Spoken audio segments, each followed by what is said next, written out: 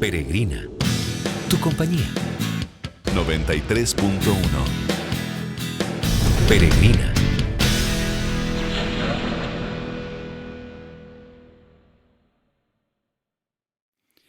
Veo en tus ojos solo tristeza,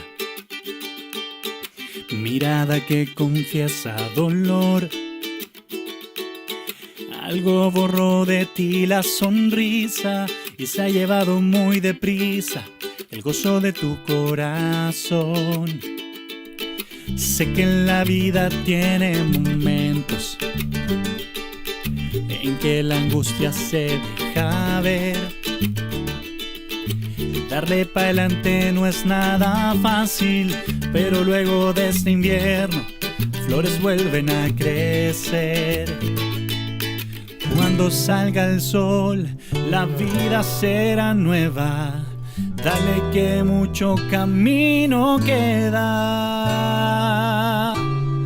Mira hacia arriba, el lucero de la mañana entrará por la ventana de tu triste corazón. No te compliques más, recuerda que nuestro Señor en su bendita cruz todo cambió. Mira hacia arriba, es su amor que da confianza, es la única esperanza a tu triste corazón. No necesitas más que su bondad para vivir, solo su gracia es suficiente para ti. Solo su gracia es suficiente para ti.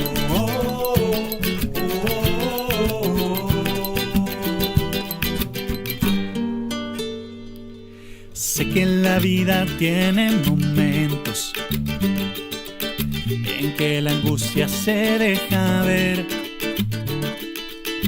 Darle para adelante no es nada fácil, pero luego de este invierno flores vuelven a crecer. Cuando salga el sol, la vida será nueva. Dale que mucho camino queda. Mira hacia arriba, el lucero de la mañana entrará por la ventana de tu triste corazón. No te compliques más, recuerda que nuestro Señor en su bendita cruz todo cambió. Mira hacia arriba, es su amor que da confianza, es la única esperanza a tu triste corazón. No necesitas más que su bondad para vivir, solo su gracia es suficiente para ti. Solo su gracia es suficiente para ti.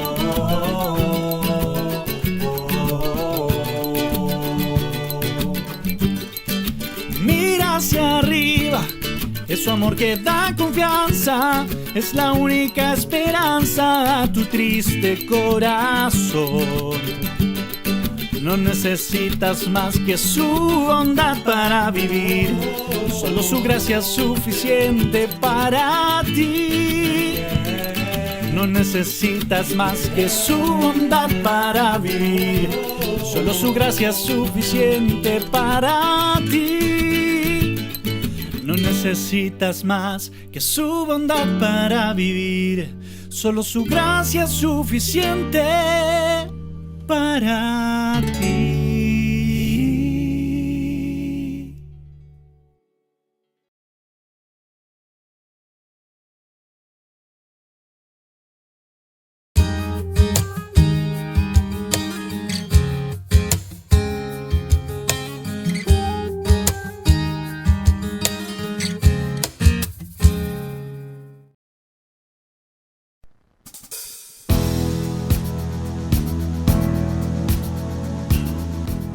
Un fuerte abrazo para todos aquellos que en el día de hoy nos están viendo a través de nuestras dos plataformas, ahí en Facebook, también por YouTube, por aquellos que también nos escuchan a través de nuestra radio Peregrina 93.1, que les habla es su servidor David.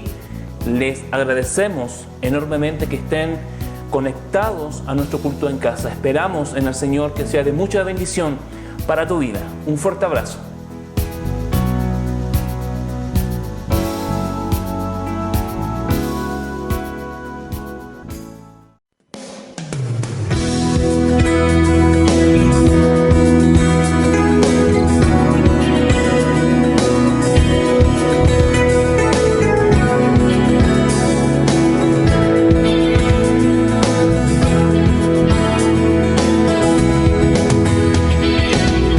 Rey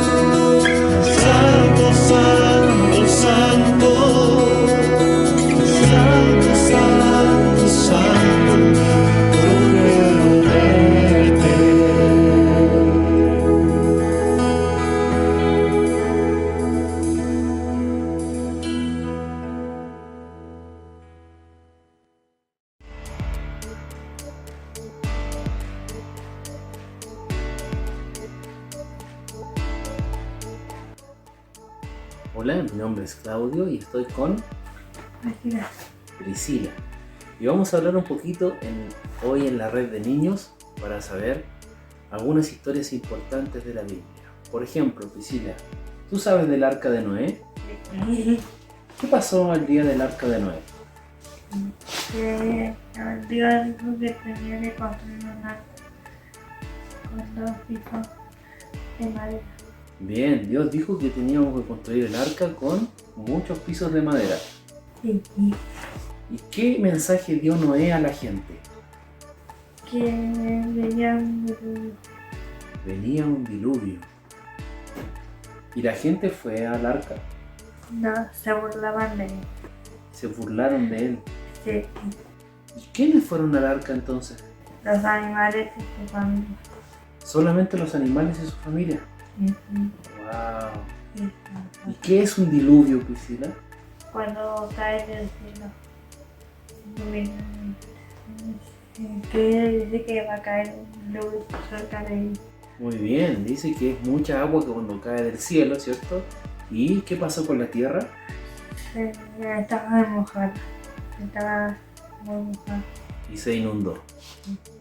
Parece que entonces Noé se salvó con su familia por obedecer Adiós. a Dios. Y hoy día Jesús también nos invita al arca de él, ¿cierto? Sí. Y le dice a todo el mundo que tenemos que, Obedecer. muy bien, y venir a él, Adiós. ¿cierto? Sí. Muy bien, entonces nuestro mensaje del día de hoy para la red de niños es: ven al arca de Jesús. No te Muy bien, un gran abrazo, que esté muy bien, hasta la próxima.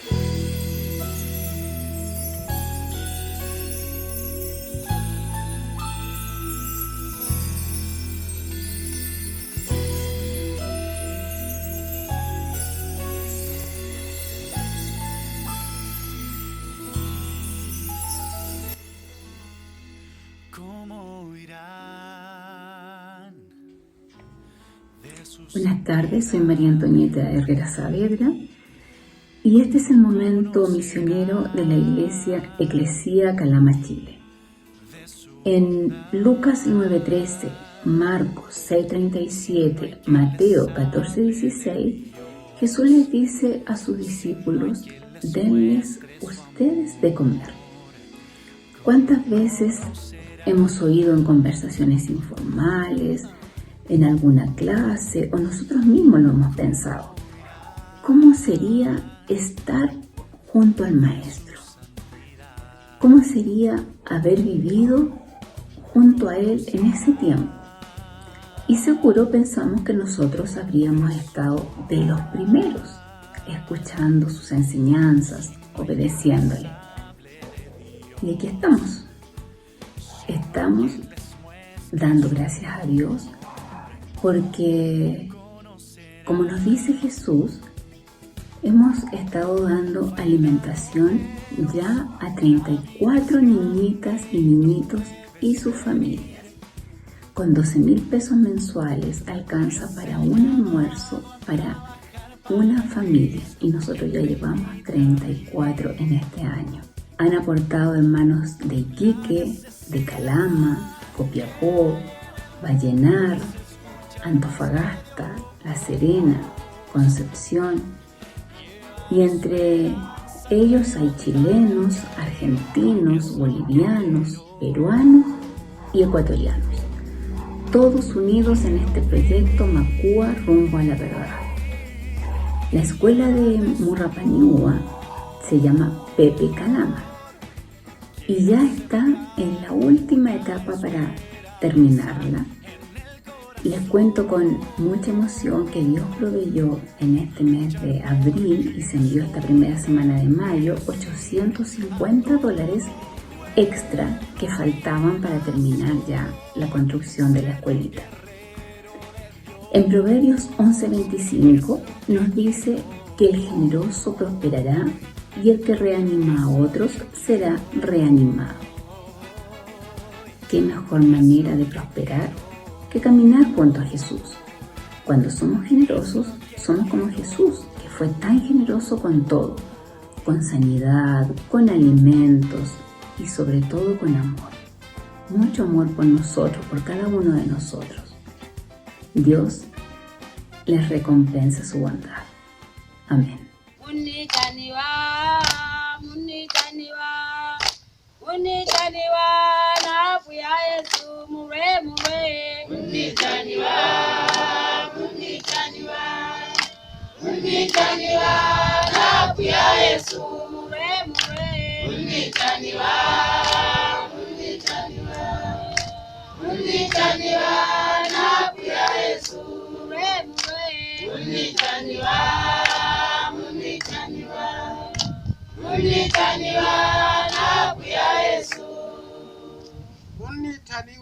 Munitaniwa é uma linguagem macua que significa Deus está chamando cada um de nós para servir a Ele.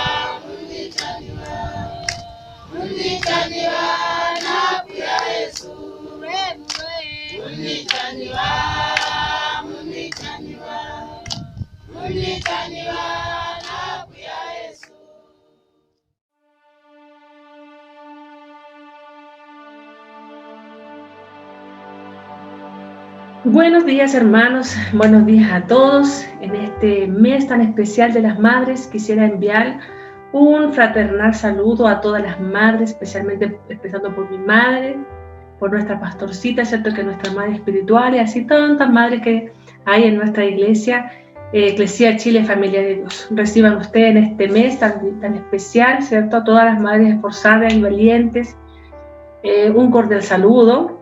Y para conmemorar esta fecha vamos a hacer una enseñanza relacionada, ¿cierto?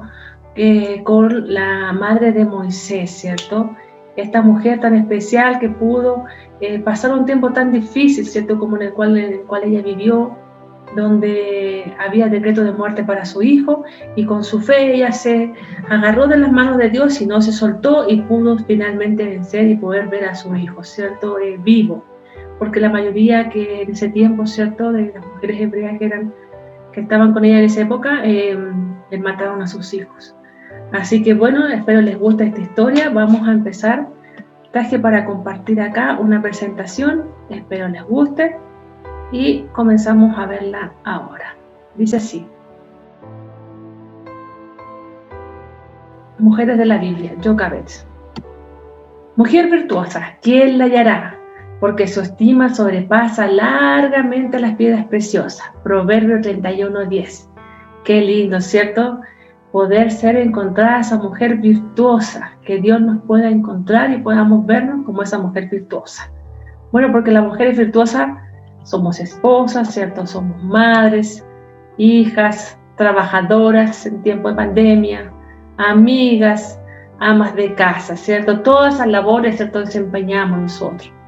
Dice así: engañosa es la gracia y vana la hermosura. La mujer que teme a Jehová, esta será alabada.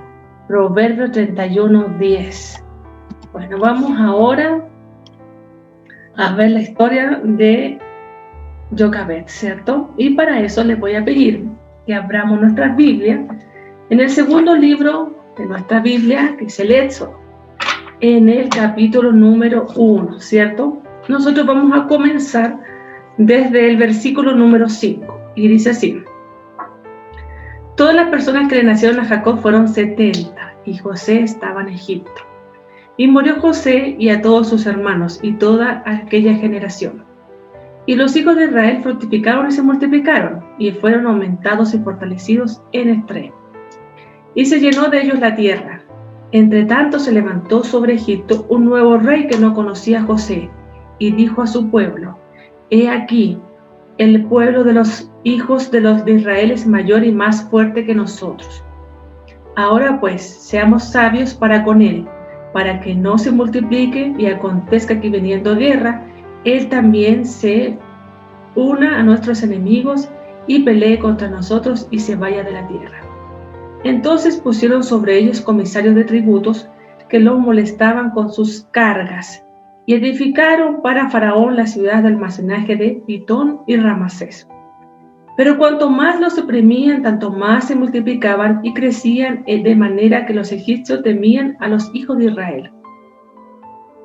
Y los egipcios hicieron servir a los hijos de Israel con dureza, y amargaron su vida con dura servidumbre, en hacer barro y ladrillo, y en toda labor del campo, y en todo su servicio, el cual los obligaban a hacer con rigor.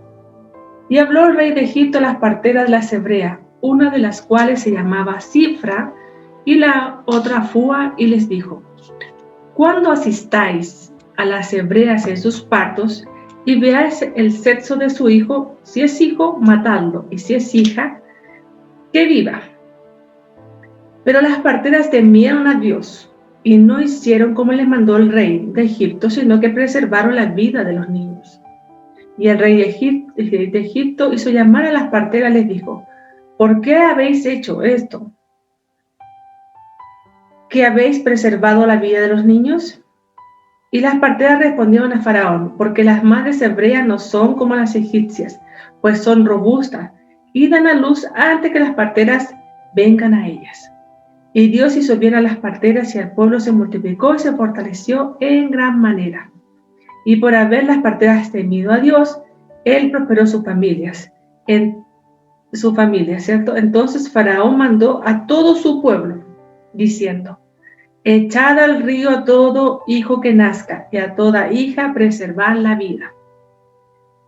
Un varón de la familia de Leví fue y tomó por mujer a una hija de Leví, la que concibió y dio a luz un hijo, y viéndole que era hermoso, le tuvo escondido por 3 meses.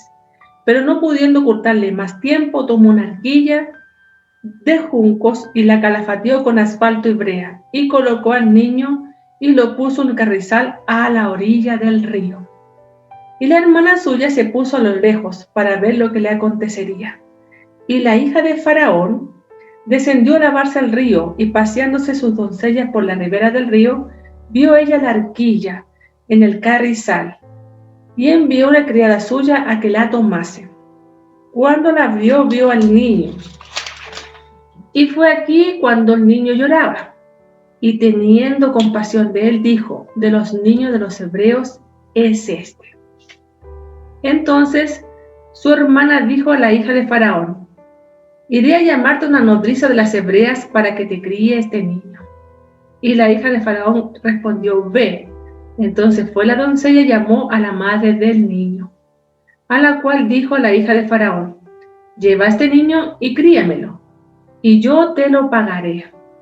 Y la mujer tomó al niño y lo crió, y cuando el niño creció, ella lo trajo a la hija de Faraón, la cual lo prohijó, le puso por nombre Moisés, diciendo: porque de las aguas lo saqué. Para complementar este estudio, vamos a ver en Hebreos, en el capítulo 11, ¿cierto? Algo tan importante para nosotros como es la fe. En el versículo 1 dice: es pues la fe, la certeza de lo que se espera, la convicción de lo que no se ve. Porque por ella alcanzaron buen testimonio los antiguos. En el 23 continúa diciendo así: por la fe Moisés, cuando nació, fue escondido por sus padres por 3 meses, porque le vieron niño hermoso y no temieron el decreto de Faraón. Por la fe Moisés, hecho ya grande, rehusó llamarse hijo de la hija de Faraón, escogiendo antes ser maltratado con el pueblo de Dios que gozar de los deleites temporales del pecado, teniendo por mayores riqueza el vituperio de Cristo que los tesoros de los egipcios, porque tenía puesta la mirada en el galardón. Por la fe dejó a Egipto, no temiendo la ira del rey, porque se sostuvo como viendo al invisible. Por la fe celebró la Pascua y la aspersión de la sangre, para que el que destruía a los primogénitos no lo tocase a ellos. Por la fe pasaron el Mar Rojo como por tierra seca, e intentando los egipcios hacer lo mismo, fueron ahogados. Bueno, hasta aquí vamos a dejar la lectura de la palabra y vamos a explicar un poquito cómo se desarrolla esta historia. En el contexto histórico, el pueblo hebreo estuvo en Egipcio alrededor de 300 años y un poquito más, ¿cierto? Estamos hablando en el siglo XVIII. En este tiempo que están los hebreos en este delta del río Nilo, en Egipto, sucede que hay un pueblo, ¿cierto?, guerrero, que es llamado Hicsos, y este pueblo invade a Egipto.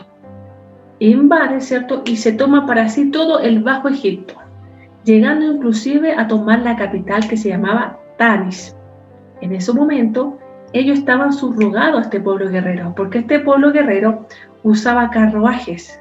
Eso era una novedad para los egipcios, que en ese tiempo no usaban los carruajes ni estas armas de guerra forzadas a hierro, ¿cierto? Entonces, ¿qué pasó? Que este pueblo guerrero, cuando invade a Egipto, deja, ¿cierto?, el gobierno de los egipcios como un gobierno secundario en la ciudad de Tebas. Y los egipcios en ese momento tienen que comenzar a pagarle tributo a este pueblo invasor. Dice que este tiempo donde ellos fueron invadidos por este pueblo guerrero llamado Hicsos, demoró 100 años en poder sacarlo y expulsarlo nuevamente. Fue en el año 1570 que fue el faraón Amosis I quien los expulsó finalmente. Por lo tanto, después de que los expulsaron, no tenían tanta buena disposición con los extranjeros, ¿cierto?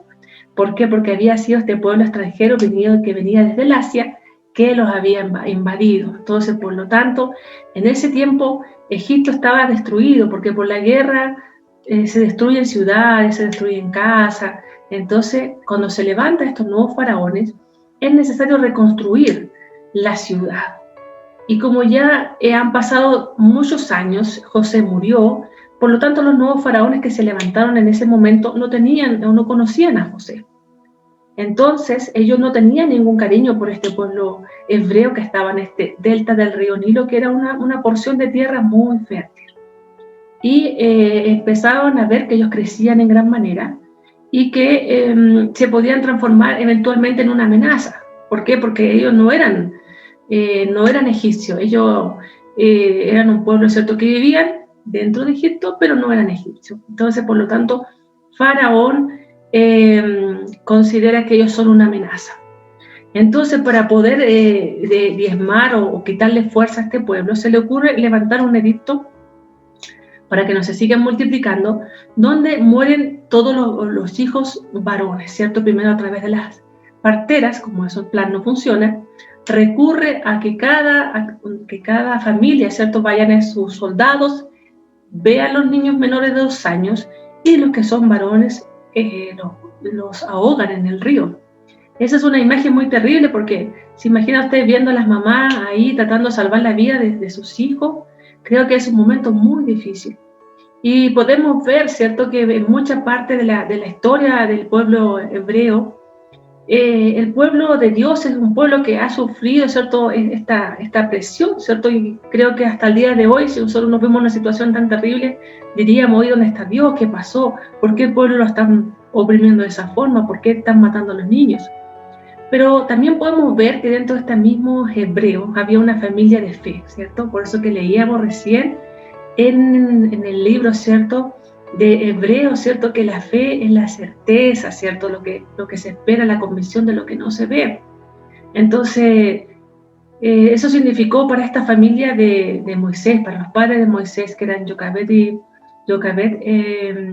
y Amram, poder idear un plan que pudiera salvar a su hijo, ¿cierto? Porque ellos hicieron como esta arquilla, y yo creo que tendrían que haberla probado, si con 3 kilos, con 2 kilos, con cuánto se hundía, cómo podía, ¿cierto?, flotar en el agua, porque dice claramente que ellos la pusieron a la orilla del río, no es que para que el río se llevara a la horquilla, sino que para que se mantuviera a la orilla del río.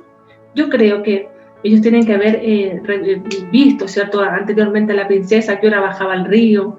En otros libros se cuenta que ella era una princesa que no pudo tener hijos.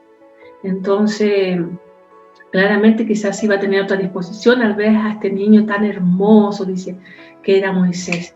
Entonces ellos generan este plan, ¿cierto?, donde crean esta como arquilla y ponen al niño, ¿cierto?, en el carrizal, no donde pasa el río, ¿cierto?, con todas sus aguas, con todo su ímpetu, y para que nuevamente lo vea la princesa, y astutamente María, que en otros libros también se llama Miriam, lo sigue desde lejos, ¿cierto?, para ver lo que le acontecería a Moisés. No era llegar y dejarlo solo, sin saber lo que le puede pasar. Entonces, cuando la princesa ve esta arquilla, el niño llora, le produce compasión, y entonces ella le sugiere que una madre de las hebreas sea quien lo críe. Qué importante este punto de la historia, porque se imagina lo que hubiese pasado si lo hubiese criado una madre egipcia. Con todo el potencial que tenía Moisés, hubiese sido un hombre pagano, ¿cierto? ¿Por qué? Porque se había criado en una cultura pagana. Entonces es muy importante este punto dentro de la historia. Ahora, dentro de la historia también yo quiero destacar el sacrificio que significó para la familia de Jochebed poder esconder a este niño los primeros 3 meses, porque al principio, como los bebés lloran bajitos, es posible esconder, pero más grande eso es imposible. Por eso finalmente ellos tuvieron que acceder a un plan B, a una segunda opción para que Moisés siguiera con vida. Ellos arriesgaron su vida para poder salvar la vida de Moisés. Y ahora, esta pugna que se ha producido desde muchos años entre el cielo y el infierno, ha afectado por siempre, por décadas, por muchos años a la vida de los niños que está por nacer. En esta época, Jochebed tenía todo en su contra. Era esclava, tenía el decreto del rey de muerte para su hijo, y sin embargo ella ideó un plan, activó su fe para poder salvar la vida de su hijo, para poder que él pudiera, ¿cierto?, o ella pudiera ver lo que no muriera. Es muy difícil la decisión que tuvieron que tomar. Actualmente en el mundo, las leyes de aborto han avanzado tanto y han llegado inclusive a Latinoamérica, donde muchos niños hoy por hoy mueren a manos de sus madres, que quizás con mucho menos problemas como el que tenía Jochebed, porque aquí nosotros no somos esclavos, vivimos en una nación libre, ¿cierto? Libre para poder profesar nuestra propia fe y libre para poder criar nuestros hijos. En cambio ella vivía como esclava, tenía una necesidad económica muy grande. Entonces ella lo que hace es entregar su hijo, soltar su hijo, entregárselo en manos de Dios, activando su fe. Yo creo en ese momento de todo nervio, poniendo al niño ahí en el río, porque también habían cocodrilos, hay que recordar, en ese río, y pensar, ¿cierto?, con ese miedo que tenemos la mamá, y ella lo deja, ¿cierto?, lo entrega a su hijo y lo recibe de vuelta, ¿cierto?, con toda la bendición del Señor, porque ahora no solo podía criarlo, además ahora le estaban pagando para poder hacerlo, para poder enseñarle, ¿cierto?, esa fe que es importante que se le pueda enseñar a los niños desde pequeños. Creo que este es un miedo que todas las mamás tenemos, ¿cierto? ¿Qué pasará cuando nuestro hijo llegue a la universidad? Yo leyendo esta historia pensaba, y Jochebed se afirmó en la fe y fue capaz de enseñarle a su hijo hasta los 5 o 7 años que ya los pudo criar, todos estos valores, que lo sirvieron para toda la vida. Después Moisés tenía simpatía por su pueblo, porque sabía que ese era su pueblo. Y lo mismo ahora nuestros niños, tenemos que enseñarles que su pueblo es nuestros hermanos en Cristo. Ese es su pueblo, esos son sus hermanos, que puedan tener esa gracia, ¿cierto?, con todos nuestros hermanos en la fe, para que el día de mañana, ¿cierto?, también pueda tener ese cariño que tuvo Moisés por su pueblo, ¿cierto? Entonces, es María, ¿cierto? O sea, Jochebed tuvo 3 hijos. Uno que se llamaba María, que era la hermana mayor. Se cree que tenía entre 13 y 15 años cuando nació Moisés. En otros libros también se le llama Miriam, ¿cierto? Después tenía a su otro hijo del medio, que se llama Aarón, que se transforma finalmente en el sacerdote. Recuerde que Jochebed con Amram pertenecen a la tribu de Leví. Y desde esta tribu es que finalmente después se levanta todo el sacerdocio, ¿cierto?, hasta el día de hoy. La figura de Moisés, junto con la figura de Abraham y David, son los 3 grandes personajes del Antiguo Testamento. Es considerado a Moisés el libertador, dirigente, mediador, legislador y profeta, ¿cierto? Todos esos nombres recibe Moisés. También se dice que es el autor del Pentateuco, ¿cierto?, de los primeros 5 libros de nuestra Biblia. También se le reconoce autoría en los Salmos, que para nosotros son tan importantes, son tan lindos, que nos ayudan en nuestro tiempo de oración. Los Salmos, dice. Los padres de Moisés arriesgaron sus vidas para salvar a Moisés. Son notables los factores que usó Dios para liberar el futuro libertador. Mediante la arquilla, el amor perspicaz de Jochebed, la madre, el llanto del bebé, la compasión de la princesa y la sagacidad de su hermana María, ¿cierto?, que siempre estuvo atenta, qué pasaba con Moisés, mirando qué pasó con su hermano. Luego Dios hizo más de lo que esperaban los padres, que le devolvieron al niño para criarse a la madre y se le pagó por su trabajo. Por fe interpretaron la hermosura del niño como una señal del favor divino y del destino extraordinario de este libertador. Piense que de Moisés se han hecho muchas películas, mucho más que de David, que de Abraham. El cine es adoptado muchas historias. Los 10 mandamientos creo que es una de las películas más famosas, ¿cierto? Y nos acompaña hasta el día de hoy, ¿cierto?, los libros que logró escribir Moisés. Por la fe, Moisés, cuando nació, fue escondido por los padres por 3 meses porque le vieron niño hermoso y no tomaron el decreto del rey. Moisés fue criado en un hogar piadoso los primeros 5 a 7 años de vida. Y así aprendió no solamente a tener fe en Dios, sino simpatía por su pueblo oprimido. Le infundió de tal manera a Jochebed en su niñez las tradiciones de su pueblo que los atractivos del palacio pagano jamás pudieron borrar aquellas primeras impresiones. Así nosotros también como madres debemos estar ahí infundiendo a nuestros niños el valor de la palabra, el valor de honrar a nuestro Dios. Cuando llegue ese tiempo que ellos van a pasar por esas impresiones que va a darle el mundo de hoy, no lo conquisten. Dice que Moisés fue educado en el palacio de Egipto. Se pone en relieve la providencia divina en que por medio del decreto de matanza Moisés fue llevado al palacio. Allí recibió la mejor educación que ofrecía el imperio más grande y más culto de ese entonces. Recordar que Egipto en ese tiempo era uno de los imperios más grandes. Por lo tanto, las mejores universidades estaban ahí, en Egipto. Y Moisés recibió, ¿cierto?, toda esa educación auspiciado por este imperio egipcio. Dice, la estadía en el palacio no solo contribuía a hacerle más poderoso en palabras y hechos, sino también lo rescató de un espíritu cobarde y servil de un esclavo, ¿cierto? Porque él había sido criado en el palacio. En todo cuanto hizo Jochebed, su fe resultó la importancia primordial, ¿cierto? Finalmente conocemos a Jochebed por su fe, porque ella activó su fe. Ella, en el mismo momento en que otras madres hebreas estaban llorando la muerte de sus hijos, ella activó su fe y logró poder salvar la vida de este niño tan precioso que es Moisés, ¿cierto? La voz del mismo Espíritu Santo que lo guió a ella nos guía a nosotros en medio de nuestras perplejidades y problemas.